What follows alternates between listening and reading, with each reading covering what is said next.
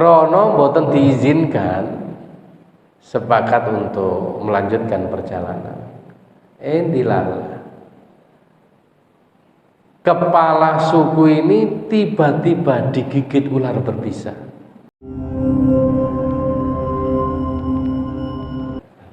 Assalamualaikum warahmatullahi wabarakatuh.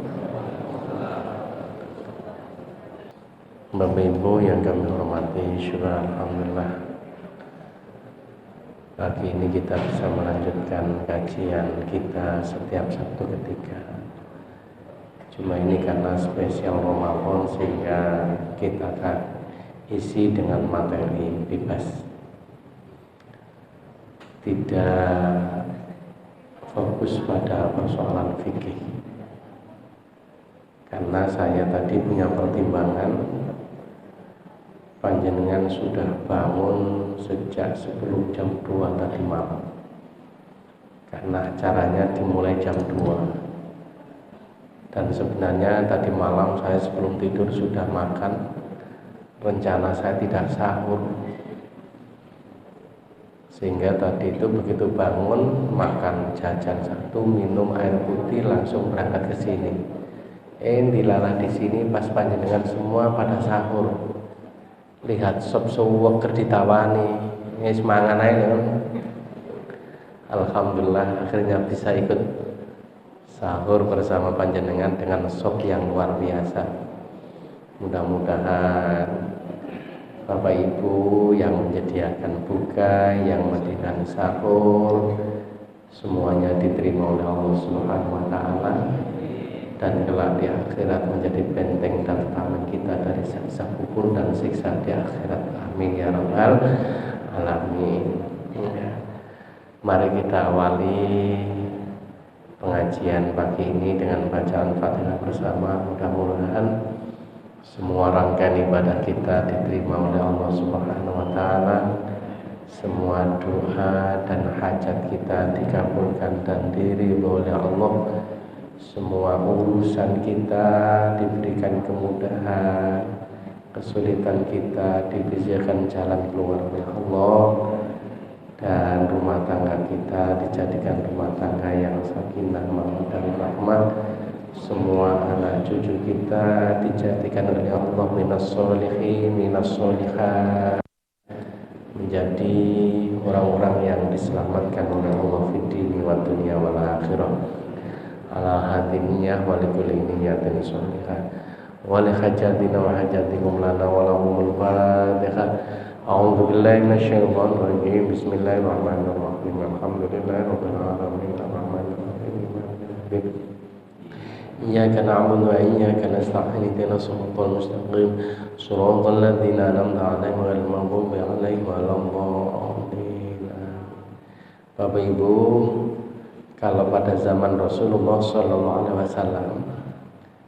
namanya jihad fisabilillah, itu adalah berperang melawan orang kafir, ya. Matinya mati syahid, sehingga berperang itu hanya dua pilihan, nek mati urip, ya hanya itu. Nah, jihad kita di dalam kondisi damai, di mana tidak ada orang kafir yang mengancam jiwa kita, sebagaimana Rasulullah bersabda, man kharaja fi thalabil ilmi fahuwa fi sabilillahi hatta yarji'a. Barang siapa yang keluar rumah menuju majelis ilmu, niatnya ngaji menuntut ilmu, maka akan mendapatkan pahala setara dengan jihad fi sabilillah sampai kita semua kembali ke rumahnya masing-masing. Nah, jadi saya membayangkan sejak tadi malam sebelum jam 2 panjenengan tidak tidur, dan mungkin sekarang saatnya ngantuk-ngantuk. Ya, nggak apa-apa. Yang penting panjenengan sudah niat, sudah nyampe di sini, sama mendapatkan pahala jihad fisabilillah. Allahumma. Karena itu barangkali di antara Bapak Ibu ada yang ngantuk tertidur sampai selesainya ngaji, mboten napa-napa. sudah tercatat mendapatkan pahala jihad fisabilillah. Cuma ojo turu kabeh, uman ono titik ya. Kalau Bapak Ibu membeli gedung, mampirlah sebentar memberi kail. Kalau panjangan semua hari ini ngantuk, wajar karena tadi malam ngerjakan qiyamul lail ya, mudah-mudahan semuanya diterima oleh Allah, amin ya rabbal alamin. Bapak Ibu yang kami hormati, seorang sahabat namanya Abu Sa'id Al-Khudri pernah menceritakan bahwa suatu ketika ada rombongan para sahabat Nabi mengadakan perjalanan atau musafir. Ketika memasuki suatu perkampungan, mereka memutuskan untuk singgah dan bermalam di kampung itu. Mungkin karena sudah kelelahan atau bahan makanan yang dibawanya ini sudah mau habis, sehingga bermalam di kampung tersebut dengan harapan ya, ada sesuatu yang bisa dibeli atau didapat dari kampung masyarakat tersebut, atau minimal tidak kelelahan. Dilala setelah minta izin orang kampung itu, terutama kepala suku, tidak diizinkan. Ya mungkin mencurigakan ya, kayak kula jenengan ono rombongan orang asing datang tiba-tiba ingin bermalam, kan ya ditakoni KTP kan ya. Kok gak nggo KTP, sehingga mencurigakan, tidak diizinkan untuk bermalam. Krono boten diizinkan, sepakat untuk melanjutkan perjalanan. Dilala kepala suku ini tiba-tiba digigit ular berbisa. Loh, pasti mandi, akhirnya semaput, gak sadarkan diri. Para tabib, para dukun dikerahkan untuk nyuwuk, ngobati, tapi tak satu pun berhasil menyembuhkan. Akhirnya ada salah seorang penduduk setempat lari kepada rombongan para sahabat. Adakah di antara kalian yang bisa mengobati dan menyembuhkan kepala suku saya yang saat ini sedang digigit ular berbisa dan tidak sadarkan diri? Wah, waktu itu ada seorang sahabat yang katakan, iya saya bisa, tapi dengan syarat kami semua minta imbalan. Nah, jadi gelem ngobati, tapi kalau dapat imbalan, apa imbalan yang kalian minta? Kami semua lapar. Ini iso blehno wedhus ngeten apa? Wong lapar, dilala ada tawaran menarik kan ngoten. Nah kok nyimut susu apa ditobati sia-sia? Apa cuma-cuma maksud saya? Akhirnya sepakat sahabat ini datang. Nah saat itu hanya dibacakan Fatihah sekali, terus disewukno fu, dilala sadar, dan kemudian kepala suku ini bisa bangkit, bisa berdiri, bisa berjalan dan tidak merasakan sakit kembali. Akhirnya mereka kemudian memenuhi janjinya dengan membelih domba entah berapa, disembelih, bareng dimasakno gulai kambing atau kambing guling ya, kemudian disugah kepada untuk disantap makan bersama. Tapi ketika mereka sudah siap mau makan, ada seorang sahabat yang bilang, jangan dulu dimakan. Apakah yang kita lakukan ini benar? Apakah kita boleh makan makanan hasil dari nyuwuk? Nah, baiklah kalau begitu, kita datang kepada Rasulullah mengadukan persoalan ini. Akhirnya kambingnya dibungkus, semua makanan dibungkus, dibawa kepada Rasulullah SAW. Diceritakan bahwa dapat kambing guling demikian banyaknya karena hasil nyuwuk. Dan saat itu dibacakan apa tadi? Al-Fatihah. Nah, Rasulullah kemudian qala, wa ma yudrika annaha ruqyah. Apakah kalian tidak ngerti kalau Fatihah itu memang digunakan untuk ruqyah? Ruqyah itu bahasa Arab, tapi basa Jawane nyuwuk, untuk sumbur. Wa qathumma qala asabtum, kata Nabi, aksimu wadrubu alayya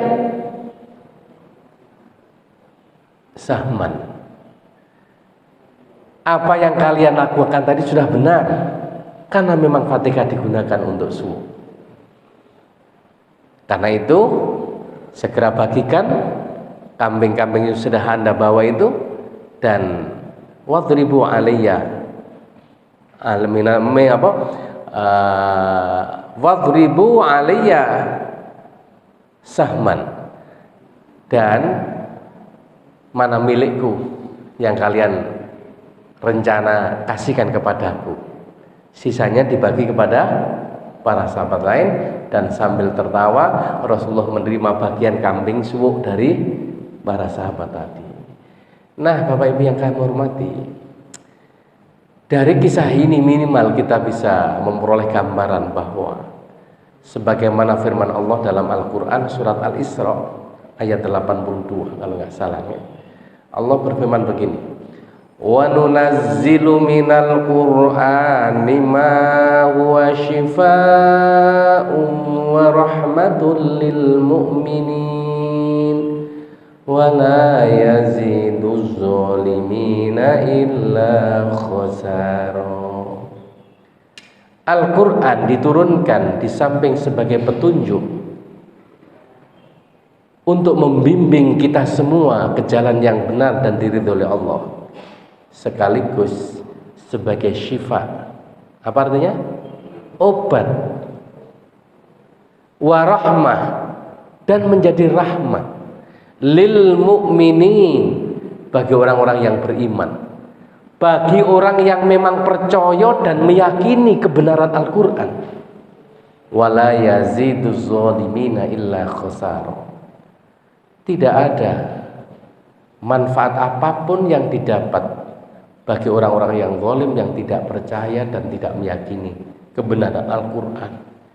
Jadi Fatihah saja, belum yang lain, itu bisa digunakan untuk suwuk sembur, ya, sebagai obat. Karena itu Al-Fatihah disebut dengan asy-syifa, ya.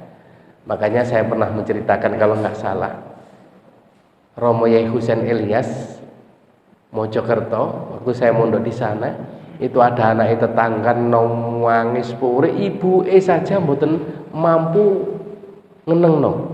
Apa mengenengno? Iya, gak mampu ngenengno. Akhirnya sowan Romo Yai Husain, beliau masuk rumah ngambil air putih, kemudian didungani. Loh, air putih setelah diasmai Romo Yai disuruh minum atas izin dan kekuasaan Allah. Arek pore nangis, ibu gak mampu, langsung meneng Bapak Ibu. Akhirnya begitu ibu mulih, kula niki nggih penasaran, matur datang Romo Yai, ngoten niku diwacakno napa Yai? Ibu mawon mboten ngatasi. Begitu minum air putih saking panjenengan kok langsung meneng. Romo Yai dawuh Al-Fatihatu lima quri'at. Le Kanjeng Nabi ku nate dawuh, sapa wong sing maca Fatihah, apa sing dadi krenteke atine bakal dijabahi karo Gusti Allah. Sehingga kula jenengan nek mirengaken Ustadz Kiai njaluk napa mawon tidak pernah lupa baca Fatihah. Ana wong lara muga-muga paring waras Al-Fatihah, ana wong mati muga-muga disepuro dosane Al-Fatihah. Ana anak kula jenengan ujian muga-muga paring lulus lancar Al-Fatihah. Ana wong nikah muga-muga pernikahannya dibarokai Allah, rumah tangganya sakinah mawaddah warahmah. Nah, coba berbagai macam permintaan tidak pernah lupa membaca Fatihah, karena Fatihah ini menjadi obat Bapak Ibu. Ya Allah, sehingga setelah saya dapat ilmu dari Romo Yai itu tadi, begitu pulang ke Surabaya kepengin praktek, apa bener nih arek urip nangis dibaca Fatihah meneng. Jadi ketika seperti itu saya ngelilir bengi mboten langsung tilem malih sambil mendengarkan bi ono sing purik ngoten ya. Sebab nek ana sing nangis gak iso praktek. Temenan pas ono nangis tapi kok ado, tak enteni kok gak ndodok-ndodok. Akhirnya kesuwen tak dodok dhewe. Begitu ibu metu, enten napa Ustaz kok dalu-dalu saya mendengar putra panjenengan kok purik nangis iki enten napa. Ini tadi kelihatan masuk angin Ustaz, sudah saya bawa ke klinik sama dokter dikasih obat, pun kula unjukaken kok pancet purik mau Ustaz, akhirnya kula juwengkel, kula cetoti nyari. Ya tambah nangis. Akhirnya saya minta air putih, begitu saya pegang, saya bacakan apa Bapak Ibu? Al-Fatihah. Akhirnya kalau kalian ngombe, kula wangsul, mari sholat subuh jalan-jalan gak sengaja ketemu ibu blonjo kok tengah dalan. Kula nggih mbaten iki tak takoni napa mboten. Tak takoni gak ngerti hasilnya. Engko tak takoni jangan-jangan gak mandi kan ngono. Akhirnya penasaran kalau takoni, Bu, terus pundi kabare putrane panjenengan mau dalu. Setelah saya beri unjukan air putih, ibu yang jawab, mapunten Ustaz, anakku mari sampean kei ngombe mang bengi saiki tambah mencret nah. Ya Allah. Ya, ternyata orang itu memang kadang-kadang bakat-bakatan Bapak Ibu. Bagi Romo ya iki diparingi mandi sing siji gak mandi. Makanya saya kemudian teringat hadis Kanjeng Nabi gini. Ahabbul a'mali ilallahi adwamuha wa in qalla. Suatu amalan yang paling dicintai Allah adalah bukan karena banyaknya, walaupun sedikit tapi istiqomah. Kenapa Romo Yai ini tadi diparingi mandi Gusti Allah podo-podo Fatihah tapi sing siji tambah mencret. Karena yang satu dibaca terus-menerus dalam jangka waktu yang lama, yang sering kula jenengan sebut istiqomah. Sing siji diwaca nek pas butuh tok mangkane gak patek. Makanya Kanjeng Nabi mengatakan ad-du'a silahul mukmin. Doa itu adalah merupakan pedang bagi orang mukmin. Pedang niku teko wesi napa teko kayu? Wesi. Nek wesine dicendel tok gak nate diungkal lama-lama tambah karat, gak tedas, ketul, gak mandi. Ya itulah hakikatnya doa. Tapi yang satu diasah terus-menerus meskipun tidak sedang digunakan. Begitu digunakan pas wayah nyembelih langsung tajam. Di saat kula jenengan tidak punya masalah, sedang biasa-biasa saja, tapi terus berdoa, terus melakukan tahajud, baca Quran, maka suatu saat di saat kula jenengan kemudian ada masalah, mohon kepada Allah, maka Allah akan hadir untuk menyertai orang-orang yang tekun dan istiqomah ini. Karena itu Imam Ghazali mengatakan, kalau kalian ingin tahu rahasia dan mukjizatnya Al-Quran, baca terus-menerus, gak usah harus paham artinya. Umpama gak paham artinya pun akan berkhasiat dan bisa merasakan mukjizatnya. Kata Imam Ghazali, ibarat Anda sakit, datang kepada seorang dokter, kemudian dokter menulis resep. Setelah panjangan tukar dan belikan obat di apotik, ternyata banyak beraneka ragam obatnya. Ono sing lonjong, ono sing bulat, ono sing cilik, ono sing gede. Nggih napa mboten? Kadang warnanya juga berbeda-beda. Ono sing hijau, ono sing kuning, ono sing merah, ada yang putih. Kita sebagai pasien tidak wajib ngerti komposisi isine obat dan kegunaan masing-masing obat ini. Pokoknya umben percaya apa sing diomongno dokter, penyakit makan sembuh. Tapi nek Anda tidak percaya dan tidak yakin terhadap obat yang diberikan dokter, kemudian takok, "Dok, ini kok ono sing abang, ono sing ijo, ono sing cilik, ono sing gede. Isine masing-masing ini sama atau beda? Kegunaannya untuk menyembuhkan penyakit apa? Wong saya itu hanya pusing kok obatnya sakmene kae." Jare dokter, "Ini ono penyakit apa pasien kok kakek cocok," jare ngono. Apalagi yang dawuh adalah Allah Subhanahu wa ta'ala. Oleh karena itu Bapak Ibu yang kami hormati, kita akan merasakan mukjizat bahwa Al-Quran sebagai obat, bukan aja obat secara fisik biologis, tapi juga yang paling penting obat hati, supaya menjadi tenang, tidak gampang stres. Karena ternyata sumber penyakit munculnya dari pikiran, Bapak Ibu yang kami hormati.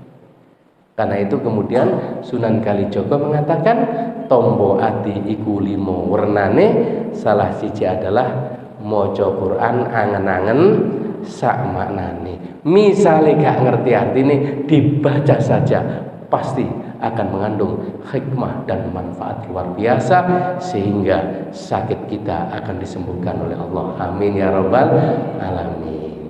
Jagalah hati, jangan kau kotori. Jagalah hati, lentera hidup ini. Jagalah hati, jangan kau nodai. Jagalah hati, cahaya ilahi. Jika hati kita suci, tak ada yang tersakiti. Pribadi menawan hati, itu ciri mukmin sejati. Jika hati kita keruh, pikiran jadi gemuruh, laksana dikejar musuh, dengan Allah kian jauh. Jagalah hati, jangan kau kotori. Jagalah hati dari iri dan dengki. Jagalah hati, ingatlah ilahi. Jagalah hati dengan sholawat Nabi. Kok tambah turu kabeh? Halo, ayo sholawat bersama-sama. Salatullah salamullah ala toha rasulillah. Salatullah salamullah ala yasin habibillah. Tawassalna bi bismillah wa bil hadi rasulillah wa kulli mujahidin lillah bi ahlil badri ya Allah.